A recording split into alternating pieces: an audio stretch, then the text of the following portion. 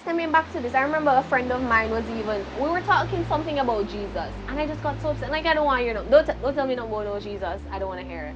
It's the universe and whatever. And my friend said, you know what? I'm praying for you. Like, you can go and talk. I pray for you or whatever. I'd be like, yeah, you can pray all you want. But I'm not going back to that. I am spiritual. And I really put that because I just wanted to understand just how far back I hated. I don't want to say it. I feel like I'm blaspheming saying I hated Christ. But really, that's what it was. I hated them. I hated Christ. My journey towards becoming a Christian has been one of ups and downs. And I think it's only fitting that I start from the beginning, really. Growing up, as most Caribbean persons, your parents are Christians, so you're a Christian, right? You have to go to church every day on a Sunday religiously. And you say you're a Christian, but you don't really know exactly what it means to be a Christian. You just go to church because your parents have to go to church and it's Sunday, and your other friends going to church, you just go to church. And so that had been my Christian walk for most of my early life. And I actually got baptized at 10 years old. Wow. And funny, at 10 years old. And funny enough, I really was like, yes, I'm a Christian, I'm saved, I'm going to heaven. And let me just track back. Part of what pushed me to get baptized at 10 years old, my aunt's church had a crusade going on, and they ended up having like a movie night. And they ended up showing this movie. Up to this day, I'm still trying to find the name of that movie. But they ended up showing this movie that showed you what was going to happen in the end times, right? How persons you're just going to sit in having a conversation, and then the other person is just going to be taken away to heaven, right? And then all the different diseases that are going to strike the earth, and the water turn into blood. Like, that movie was terrible. Oh my goodness. Like, the next day I was like, I want to be baptized. So to be fair, that also propelled me to getting baptized at 10 years old. But I genuinely love Christ. And then, I think this happens to a lot of science-minded persons and a lot of persons who have been Christian as a child, and then they grow up and then they start having loads of questions. And that is precisely what happened to me. I started learning about evolution and Darwin's theory, right? And the earth being how many millions of years old. So I started having questions. And then I start seeing all the bad things that happening around the world. I'm sure a lot of people can relate. And if you ask a lot of persons, they'll tell you this.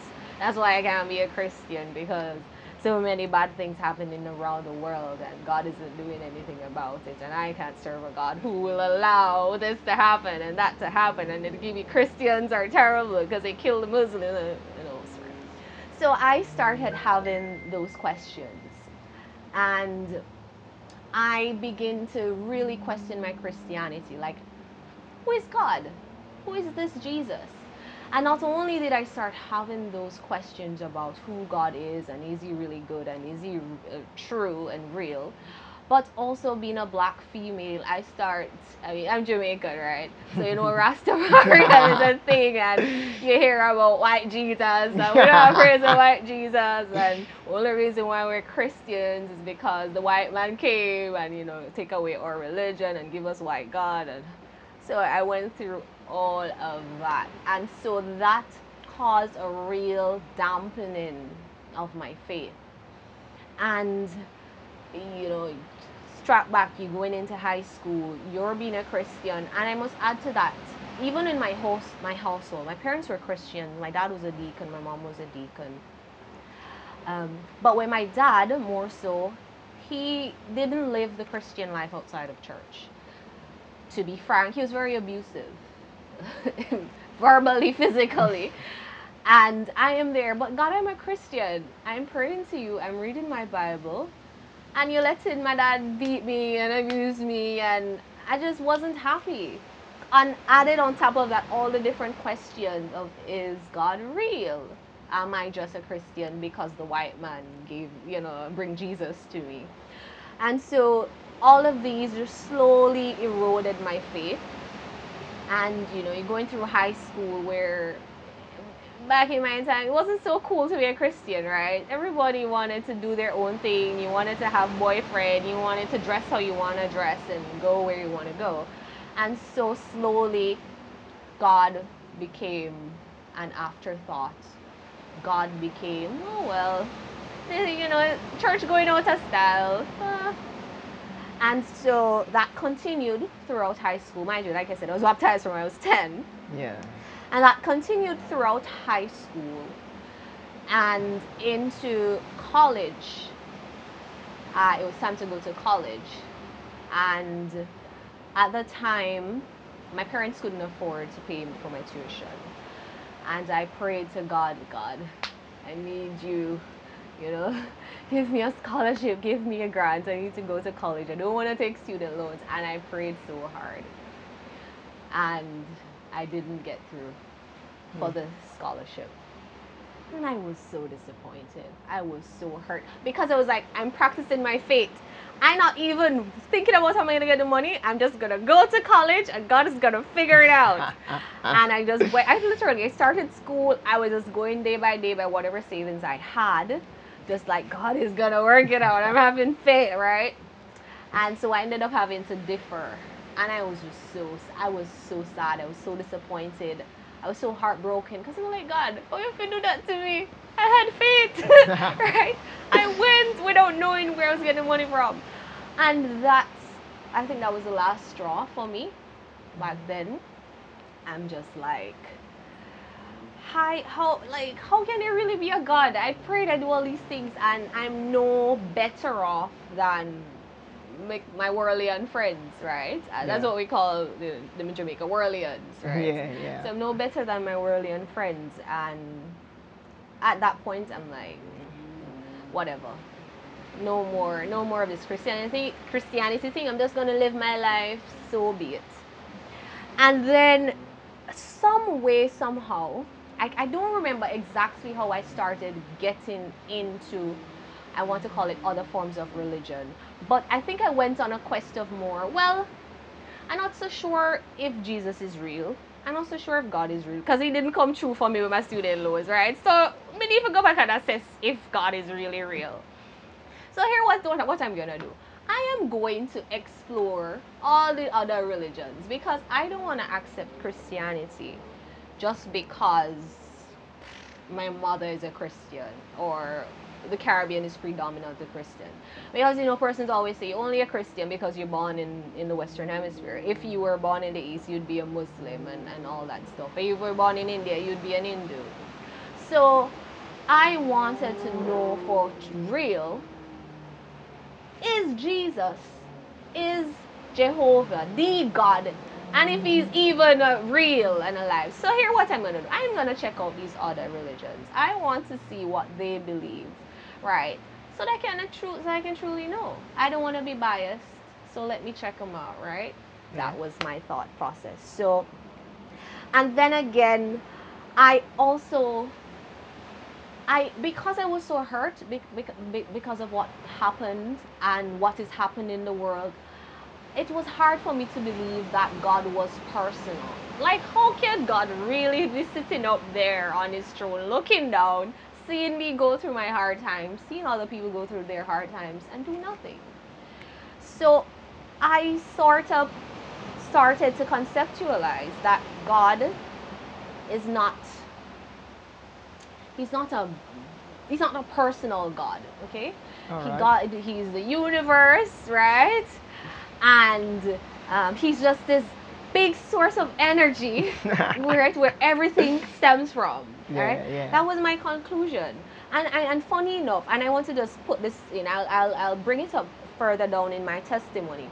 But these thoughts, I didn't read them from somewhere, right? I did not read them from somewhere, and I'll tell you how that come about. I didn't read them from somewhere, they just came to me. All right. These thoughts just came to me. So I started believing God is just a source of energy that everything stems from, and you just have to know how to tap into that energy to get what you want, because he's not personal. And so that is why, even though I was praying so hard and doing all these things, that's why I wasn't getting any results, because he's not a personal God, right? He's just energy. You can't bargain with energy. You just have to do what you have to do to get what you want to get.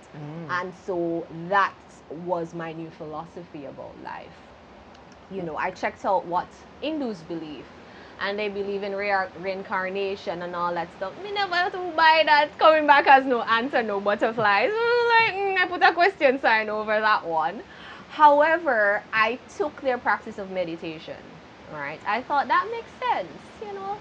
Let me meditate and let the cosmic energy heal my body and all that nonsense, right? So I used to do meditation. And also, of course, I took that from Buddhist, and the idea of just living simply. I took that from Buddhism. You know, I'd pick in bits and pieces because, like I said, my new philosophy was that God just energy. You know, to tap into it, you'll, you know, reap the benefits. So you're trying to find the easiest way to get there. Yeah, exactly. So, you know, I checked Islam's and what they believe and the praying and the stuff. I'm not that disciplined, so the praying 3 times a day was not gonna work at the time, right? At the time, and so I checked out Muslim, and I even went as far as checking what witches believe and Satanists, because, like I said, I want to know for a fact that my God is real without a bias, you know, opinion. Because, like I said, my faith was so broken down that I really need to strengthen my faith. And so I checked what they believe. To me, they believe that God is the bad one, right? That Satan is trying to liberate us and, you know, give us knowledge and freedom of will, and God is just trying to restrict us and do this, and he's selfish and not loving and all that stuff. That's what they believe, right? So, I mean, and the Bible tells you, woe to those who think evil is good and good is evil, right? So, but from their perspective, surely, if you don't have God, and if you don't know the truth, you might think to yourself, that makes sense, you know, let me do what I want to do. Satan is giving me all this knowledge and this secret knowledge, and I can do magic and stuff and all that stuff. You know what I mean? So, I can see, at the time, I could sympathize with people who believe that stuff, right? But I never do like that kettle of fish, so I didn't go down that far. And even voodoo, the people that do ancestral worship and what they do, I can tell you, I touched in everything. And after all that research, I decided, okay, there is energy in this world, good and bad. I didn't even believe in hell and heaven anymore. To show you how far back I went. I know. I then believe that heaven, it's not like you go to heaven, it's just a case of, because I had the philosophy that everything in this universe is boiled down to positive and negative energy, right? If you do good thing in this world, you'll accumulate lots of positive energy in your spirit, in your being. So when you die, naturally your atoms, your essence will attached to the positive electrons, or, you know, things like, I'm so logical and scientific, right? And if you do lots of bad things, you accumulate lots of negative energy, and so naturally when you die, you're gonna just be where all that negative energy is, right? So all that nonsense. Anyways, so I continue living like this for most of my college years, just doing what I wanted to do, meditating. You know, I used to be into horoscopes and astrology and tarot card. Well, I didn't do it, but, you know, I'd go on YouTube and check out my tarot card. Like proper, you know. I even started thinking about crystals and when the moon full. Let me show you, because I am now, I didn't view these things from a, like, devil, Satan, demons type of perspective, but more of, it's just energy. Yeah. Right? You just have to learn how to manipulate the energy, just like gravity's energy, you know, stuff like that. So that's how I saw it, right? And the laws of the universe. That's just like with everything, we have our own laws in society. The universe also has its own laws. And if you know how to use it and you know these laws, hey, you can make stuff happen. So that's how I saw it. So, you know, I used to, like, when the moon full, you know, to pray, say certain things, like all sorts of nonsense. Girls, and I'm telling you, show you how far down I got. I used to meditate every day. Every day. And I'm not talking, not biblical meditation now, right? Sits, right? I used to meditate so hard that sometimes I'm sitting, I used to get, well, so good at it that I'm just sitting, I'm here, but I'm not here. Like, if you call, and I didn't know that I was that deep into my meditation. I remember, because during my lunch breaks at work at the time, I used to just sit, meditate, and like this one instance, my boss was calling me. And I didn't hear him. Like, he was like, I've been calling you for like a whole minute. So you just get away from yourself. And yeah, it's like, I used to just zone out, just relax and be peaceful, and yeah, and I used to feel so good. I used to be like, I'm refreshed and rejuvenated. And so yeah, meditation used to be a regular practice of mine. Everything that you could think of, and I want to make it clear what New Age is. It's really just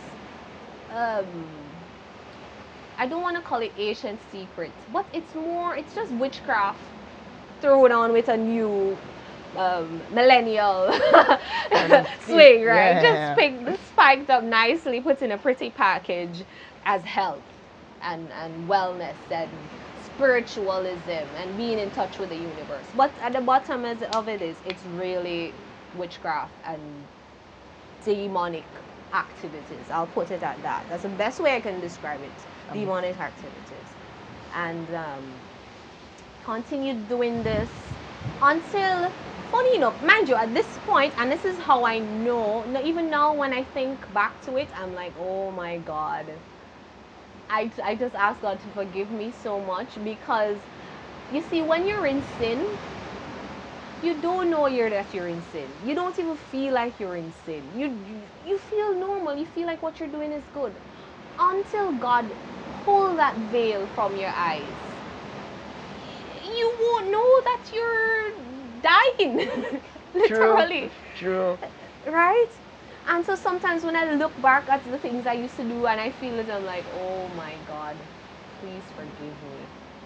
Because I was so far gone that even if you mention Jesus to me, I get upset. Wow. I used to get this anger. Like, me no want to hear about Jesus. You and your white God, right? How come tell me not about Jesus? Eh? Do you know who is Jesus? This man supposedly dead 2,000 years ago, right? This is how far I was, you know. And to this point, I still thank God for allowing me to go that far and pulling me back, all right? We get to how I went back to God. Yeah. But, you know, when I look back, I'm like, it was clearly, although it's the devil's plan, you know, they say, God make what the devil work out for harm for you good. Yeah. Although Satan felt like, yes, you know, me have her. But God, really and truly, God was using that to show me what was on the other side. So that when he does bring me back into his arms, that those things don't even entice me anymore. Because been there, done that, I know what's there. So I really thank God for allowing me to go that far, right? But stemming back to this, I remember a friend of mine we were talking something about Jesus, and I just got so upset. Like, I don't want to hear don't tell me no about no Jesus. I don't want to hear it. It's the universe and whatever. And my friend said, you know what? I prayed for you. You can go and talk. I pray for you or whatever. And we're like, yeah, you can pray all you want. But I'm not going back to that. I am spiritual and all that nonsense. And I really put that because I just wanted to understand just how far back I hated. I don't want to say it. I feel like I'm blasting saying I hated Christ. But really, that's what it was. You know, I hated them. I hated Christ. And, you know, oftentimes, and that's why I know I can say my testimony with such conviction and such surety. Because I've been there. I've been there. You know I did not like Christ. I hated him. I don't want to hear nothing about him. You understand? And I'm glad that I can say that in a sense. Because when people, I mean, I'm not sure if you've ever tried to minister to someone and they'll tell you it's only because, you Very know, true. I'm a Christian and blah, blah, blah. But I mean, I've been there. I know how you feel. I know what you're talking about.